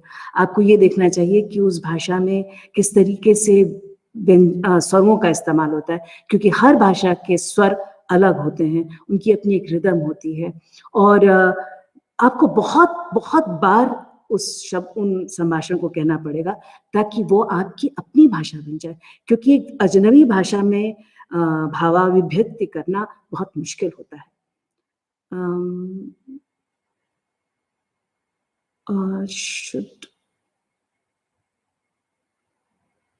Should one fix their breathing space or go with the flow in a natural way? ये दोनों बातें वैसे बहुत अलग हैं कि जब आप ब्रीदिंग स्पेस ब्रीदिंग स्पेस से मैं जो मतलब समझ रही हूँ ये है कि जब आप सांस लेते हैं और आप उस सांस पे बहुत सारा नियंत्रण पा लेते हैं तो बहुत अच्छा तरीका ये होता है कि आप जब भी सांस पर जब भी इस तरह की ब्रीदिंग एक्सरसाइजेस करें तो उसका अंत जो है आप एक संभाषण के साथ करें। उसको एक टेक्स्ट ले लें और फिर उसको बोलें और उसको बोलते चले जाएं और अपने आप को उस स्थिति में छोड़ दें। पर वो टेक्स्ट आपका पढ़ा हुआ होना चाहिए, नहीं तो आप उस टेक्स्ट को समझ नहीं पाएंगे। और फ्लो संभाषण में तब आता है जब आप उसके बहुत सारे मीनिंग समझ जाते हैं और आप उसको, आपके अंदर वो पूरे वो क्या कहना चाह रहा है संभाषण, वो सब चलने लगता है, उसका सबटेक्स्ट आपके अंदर आ जाता है, तब आपके अंदर उसका फ्लो आता है। प्रणाम मैम, सिंगर्स जैसे ऊंचा बोलना नहीं पसंद करते, क्या आप अपनी आवाज क्वालिटी, आप ऊंचे आवाज में रिहर्सल आवाज डैमेज नहीं करता? ये आपको अपने सुरों के ऊपर बहुत आपके सुरों पर काम करना चाहिए। पहले सिर्फ आप 3 सुर लीजिए, फिर उन पर काम करिए, फिर आप उस 3 से ऊपर उठे हुए स्वरों पर काम करिए। संगीत में बहुत सारे स्वर होते हैं, सा रे गा मा पा धा नी सा। आप ये कर सकते हैं कि आप हारमोनियम लें और सा बताएं और सा पर आप सा रे ग, इस तरह से सा सा सा, फिर उसी तरह से आप रे को लीजिए, फिर आप ग को लीजिए और उसी तरीके से पूरे ऑक्टेव को बदलते जाइए। पर आप अचानक अगर आप ऊंचे स्वर पर बोलने लगेंगे तो आपके वोकल कॉर्ड्स डैमेज हो जाएंगे और आपकी आवाज फटने लगेगी, आपका गला खराब हो जाएगा, आपके जो वोकल कॉर्ड्स होते हैं उनके ऊपर छोटे छोटे दाने उभर आएंगे और आपकी आवाज हमेशा के लिए खरखराती हुई हो जाएगी। इसलिए अचानक बहुत जोर से चिल्लाना और अचानक बहुत ऊंचे स्वर पे गाना भी बहुत मुश्किल होता है। आप सुरों को साधते हैं, जैसे आप संगीत में सुरों को साधते हैं वैसे ही आप संभाषण में भी सुरों को साधते हैं। इसकी एक बहुत अच्छी एक्सरसाइज आप कर सकते हैं कि अगर आपके घर के पास कुछ सीढ़ियां हो तो हर बार हर एक सीढ़ी चढ़िए तो वो एक सुर हुआ, यानी 1, फिर आप दूसरा चढ़े 2, फिर तीसरा चढ़े 3, 4, 5, 6, 7, 8, इस तरह करते हुए 4-5 सीढ़ियों को लीजिए और 5 सीढ़ियां चढ़िए, उतरिए उतरिए और उतरिए भी। 5, 4, 3, 2, 1।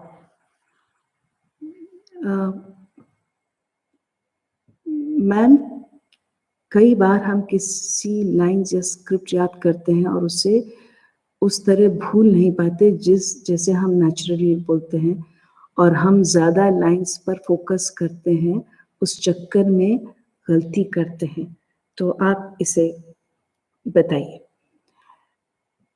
देखिए क्या होता है कि आप जब किसी का एक आप संभाषण का आप एक चरित्र जब बनाते हैं तब आप उसमें बहुत सारी चीज़ों को जोड़ते हैं। आप उसका एक पिच लेते हैं, आप उसका एक रिदम लेते हैं। फिर आप जब उसे बोलते चले जाते हैं तो जब आप उससे अलग होना चाहते हैं तो उसके लिए आपको ज़रूरी है कि आप बहुत दिनों के लिए उस संभाषण को बंद कर दें, सुनना बंद कर दें। आपके अंदर अगर वो गूंजता है तो जैसे ही वो गूंजे तो उसको कहिए कि नहीं, मुझे नहीं सुनना है, और आप उसी संभाषण को आप अपने तरीके से बोलना शुरू करिए, आप अपने चरित्र की तरह से बोलना शुरू करिए, तो देखिए उसमें बहुत फर्क आएगा। और ये एक बहुत बड़ा प्रोसेस होता है कि आपको अपने एक चरित्र को करने के बाद उस चरित्र से बाहर निकलना आना होता है। मैम, डायलॉग बोलते समय मेरी छाती में और कंधों में स्ट्रेस क्यों होता है?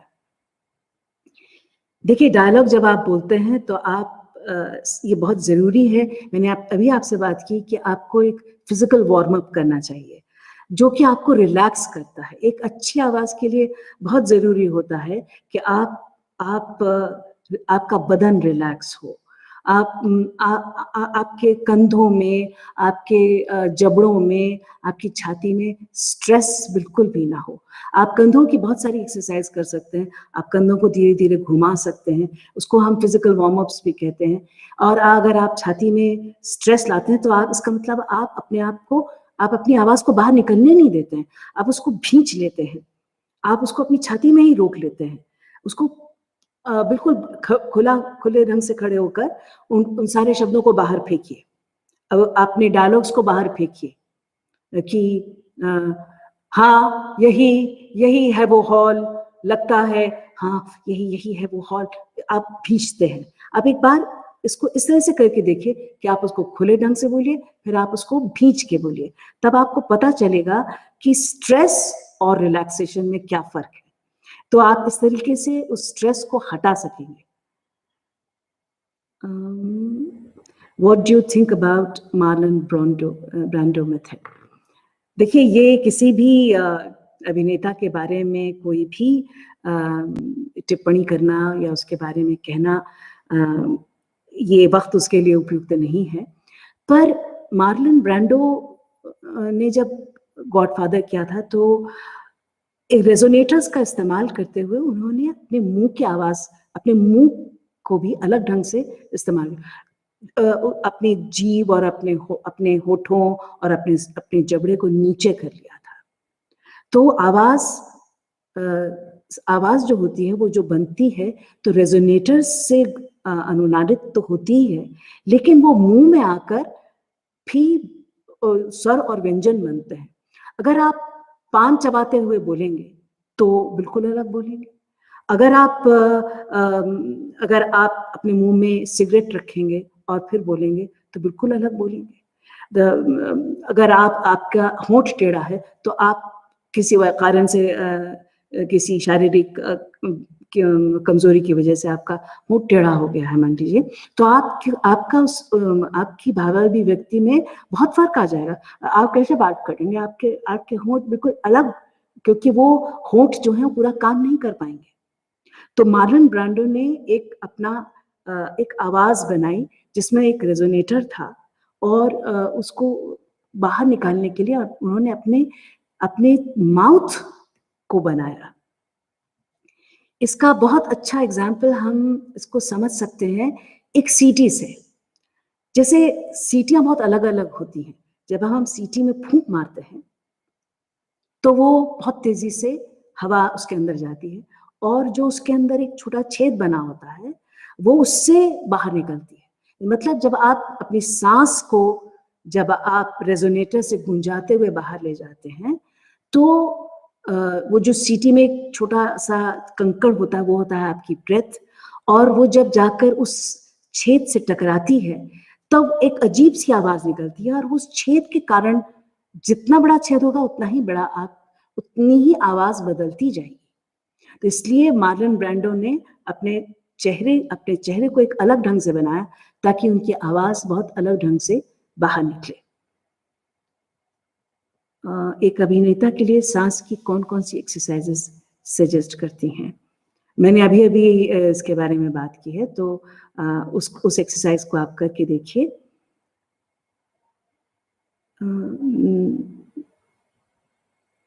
नाटक करते समय इमोशनल डायलॉग में आवाज कम हो जाती है, इसके लिए कोई मदद कीजिए। जब हम इमोशनल हो जाते हैं तो ज्यादातर संभाषण में ये एक प्रॉब्लम आती है कि हम बहुत धीरे बोलने लगते हैं, सुनाई नहीं देता है। यानी कि आपको अपने वॉल्यूम पे काम करना चाहिए, यानी कि आपको प्राणायाम करना चाहिए। प्राणायाम जो होता है, आप जानते होंगे प्राणायाम के बारे में। आप कपालभाति करते हैं जिसमें आप सांस को बहुत झटके से बाहर निकालते हैं और उस झटके से बाहर निकालने के लिए आपका डायफ्राम, आपकी एब्डोमिनल मसल्स सब बहुत काम करती हैं। आप बिल्कुल एक झटके से सांस को बाहर निकालते हैं, तो ये एक तरीका हो सकता है और ये आपके वॉल्यूम को बढ़ाता है, आपकी थ्रो करने की ताकत को बढ़ाता है। तो आप जब रोएंगे, जब आप इमोशनल होंगे तो आप अपने शब्दों को दूसरों तक पहुंचा सकेंगे। बॉडी लैंग्वेज कैसे इम्प्रूव करें मैम? अब देखिए, मैं तो इस संभाषण के बारे में बात कर रही हूँ। अभी परसों ही अभिनय के ऊपर एक लेक्चर हुआ था, टेक्निक्स ऑफ एक्टिंग। तो अगर आप उसको दोबारा पढ़ें नहीं बल्कि आप उसको दोबारा सुनें, क्योंकि वो तो वेबसाइट पर है। आप उसको दोबारा सुनें तो आपको बहुत सारी बातें समझ में आएंगी कि आप कैसे अपनी बॉडी लैंग्वेज को इम्प्रूव कर सकते हैं। I find very difficulty in speaking from pace. How should I improve this? देखिए, इसके लिए तो आपको रेजोनेटर्स की एक्सरसाइजेस करनी पड़ेगी। आप एक काम कर सकते हैं कि आप जमीन पर सीधे लेट जाइए और फिर अपने घुटनों को मोड़िए। जब आप घुटनों को मोड़ेंगे तो आपकी पीठ में जो एक छोटा सा कर्व है वो जमीन से जाकर लग जाएगा और आपको ये महसूस होगा कि आप पूरे के पूरे जमीन पर हैं। और फिर आप ये सोचिए, आप अपना हाथ अपने पेट पर रखिए, अपनी नाभि पर रखिए और सोचिए कि मेरी आवाज यहाँ से निकल रही है। तो आप ह ह जैसा एक बेस रेजोनेटर्स की एक्सरसाइज कर सकते हैं और ये शायद आपके काम आए। नर्वसनेस को कैसे छुपाएं स्पीच में? अगर नर्वसनेस सबसे पहली बात तो ये है कि हम वॉइस एक्सरसाइजेस करते ही इसलिए, कहा जाता है कि भाई इसकी तो आवाज बहुत अच्छी है तो फिर इसको एक्सरसाइजेस करने की क्या जरूरत है। पर चूंकि वो आवाज को लेकर अभिनेता बहुत सारे चरित्र निभाता है, बहुत सारे भावों को दर्शाता है, अपने को एक्टर से बात करता है, स्वरों को उतार चढ़ाव लाता है, इसलिए उसको उसकी ट्रेनिंग करनी होती है। हम आवाज में नर्वसनेस को छुपाने के लिए या इसलिए वॉइस एक्सरसाइजेस करते हैं कि वो इतनी स्वतंत्र हो जाए कि आप उसको कहीं भी, कैसे भी, किसी भी स्थिति में आप बोल सके। इसके लिए बहुत जरूरी होगा कि आपको एक्सरसाइजेस करनी पड़े और आप इसके लिए ये भी कर सकते हैं कि आप अपनी स्पीच को अकेले कमरे में बोलें, फिर आप 2 लोगों के सामने बोलें, फिर आप एक 5-6 लोगों के झुंड के सामने में बोलें, फिर आप ओपन में जाकर बहुत सारे लोगों के सामने बोलें। फिर देखिए कि आप बहुत घबरा रहे हैं तो धीरे धीरे आपकी घबराहट हटती जाएगी। बार बार करने से भी चीजें बहुत सुधरती हैं। वॉइस के टेक्सचर को कैसे साइमल्टेनियसली गंभीर और हल्का कर सकते हैं? ये सवाल मेरी समझ में नहीं आया है। वॉइस के टेक्सचर को यानी कि उसके गुण को कैसे साइमल्टेनियसली गंभीर और हल्का किया जा सकता है? देखिए, शैलीबद्ध संभाषणों में ये बहुत होता है कि आप बहुत रेजोनेटर्स का इस्तेमाल करते हैं। जैसे आप कहेंगे कि मैं जा रहा था तो चला गया, हाँ मैं जा रहा था तो मैं चला गया, तो आप 2 रेजोनेटर्स का इस्तेमाल करते हैं। देखिए, मैं आपके सामने बहुत कुछ करके दिखा रही हूँ। मैं बहुत क्षमा प्रार्थी हूँ कि मैं बहुत अच्छे ढंग से चीज़ों को नहीं बता पा रही हूँ, पर फिर भी मेरी एक कोशिश है और आशा है कि आप इस कोशिश की सराहना करेंगे। Monologues you would recommend for a female actor please?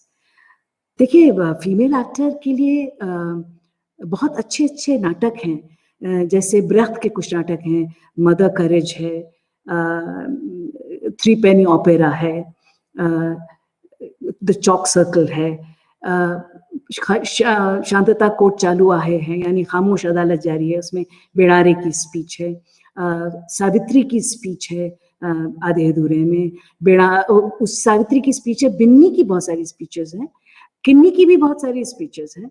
आप उनको उसमें उनकी उम्र कम होती जाती, बड़ी होती जाती, इस तरह से आप डिफरेंट उम्र की, डिफरेंट मनोभावों की स्पीचेस ले सकते हैं और जो बहुत प्रसिद्ध किरदार हुए हैं उनके बारे में आप उनकी स्पीचेस लेकर उन पर काम कर सकते हैं। वो क्या कह रही है, बिल्कुल अलग स्थितियों में होती हैं।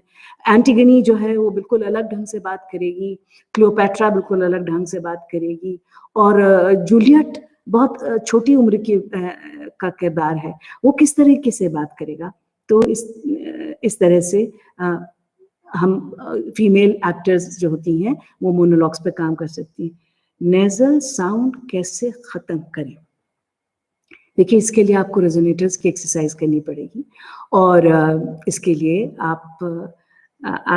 आपको कहीं पर एक बहुत अच्छे ढंग से प्रशिक्षण लेना चाहिए, क्योंकि ये एक्सरसाइजेज ऐसी होती हैं कि ये किसी के गाइडेंस में करनी चाहिए, क्योंकि वो सुनता है, वो ये बताता है कि ये सही आवाज निकल रही है कि नहीं निकल रही है, क्या आपका नाक का स्वर नीचे हो गया है। लेकिन इसके बारे में एक बात मैं जरूर कहना चाहूंगी कि जब आपको जुकाम हो जाता है तब आप देखिए कि आपके साथ नैसर्गिक रूप से ये होता है कि जो आपका ऊपर का तालू होता है वो नीचे बैठ जाता है। आप अपने आप को ऐसे बोल के देखिए कि जब आपको जुकाम, नहीं मुझे बहुत मैं बात नहीं कर पा रहा हूँ, मेरी नाक बहती चली जा रही है।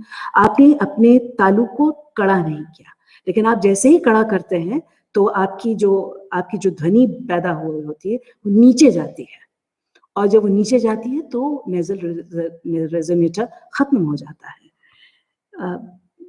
How to internalize dialogues faster, specifically when you have less time to prepare for auditions. देखिए इसमें क्या होता है, जब आप ऑडिशंस में जाते हैं तब आपको जो ऑडिशन लेने वाला होता है वो उसका कॉन्टेक्स्ट बताता है कि इसके आगे क्या हुआ, ये किस तरह का कैरेक्टर है, वो किस तरह की मनस्थिति में है, और वो उसको किस तरीके से बताएगा। इंटरनलाइज करने का एक बहुत अच्छा तरीका होता है उसका सब टेक्स्ट, कि आप क्या कह रहे हैं, असल में आप क्या कह रहे हैं, आप क्या कहना चाह रहे हैं। शब्द बिल्कुल अलग होते हैं और उसके अंदर का भावार्थ बहुत अलग होता है, और अगर आप बहुत जल्दी से उसका सब टेक्स्ट बना लेते हैं तो आप बहुत जल्दी चीज़ों को याद कर लेते हैं।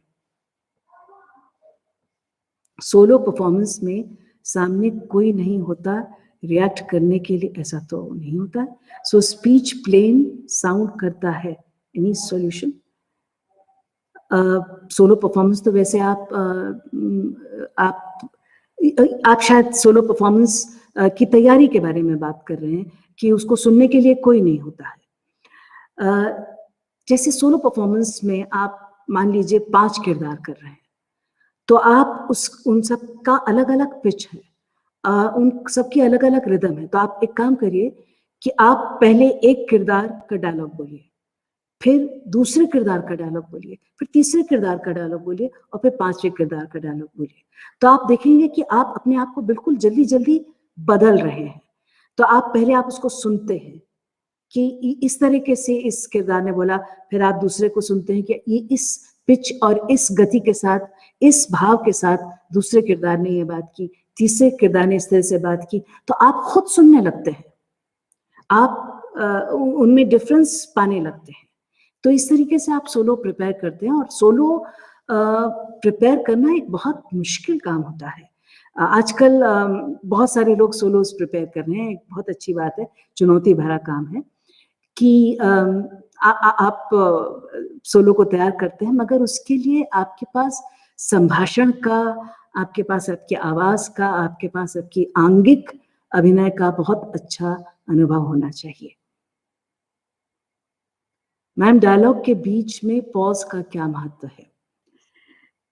ये डायलॉग के बीच में जो पॉजेस आते हैं, असल में उन पॉजेस में आप कुछ सोच रहे होते हैं, और या जो आप पहले बोलना शुरू करते हैं और आप जो सोच रहे होते हैं उसी का ही एक्सटेंशन होता है।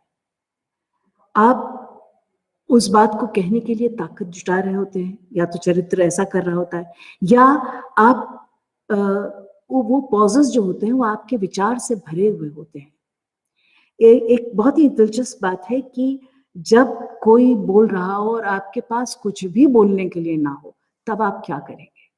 तब आप अपनी एक साइलेंट स्क्रिप्ट बनाते हैं, जो आपके भीतर ही भीतर चलती रहती है, लेकिन वो आपके बहुत सारे मनोभावों को दिखाती रहती है, और आप बहुत अच्छे से रिएक्ट करते रहते हैं चीज़ों पर, और आपके रिएक्शंस बहुत अच्छे होते हैं, पर वो एक साइलेंट स्क्रिप्ट होती है, और एक्टर को वो बनानी होती है, और वो साइलेंट होती है, वो बोली नहीं जाती है। हाँ, अच्छा, प्रोनाउंसिएशन कैसे ठीक करें? देखिए, ये प्रोनाउंसिएशन जो है उसके लिए डिक्शन की क्लासेस होती हैं, और आप उस प्रोनाउंसिएशन के लिए आप बहुत सारी तरह की एक्सरसाइजेस करते हैं। आप एक एक्सरसाइज कर सकते हैं कि जैसे मान लीजिए एक डायलॉग है, क्या हुआ, कड़ी खोलने में उंगली दब गई, तब आप क्या करिए कि इसमें सिर्फ मात्राओं को बोले, अ आ उ आ, अ ई ओ अ ए उ ई अ ऐ। मतलब तो उसमें क्या है कि आपके शब्दों का जो फॉर्मेशन होगा, आपका प्रोनाउंसिएशन होगा, वो बहुत अच्छा होगा।